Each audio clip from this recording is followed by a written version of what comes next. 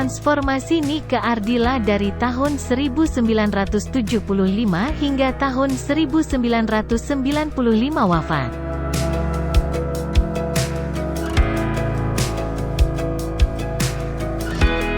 Nama asli Nike Ardilla adalah Raden Rara Nike Ratnadila Kusnadi.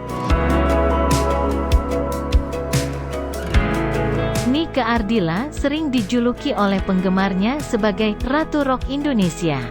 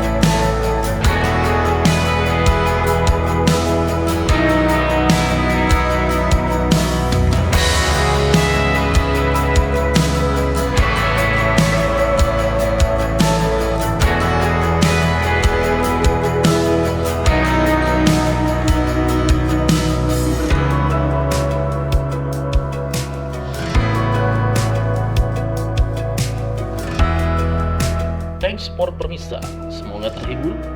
Jangan lupa subscribe, like, dan komennya. Nantikan video menarik lainnya.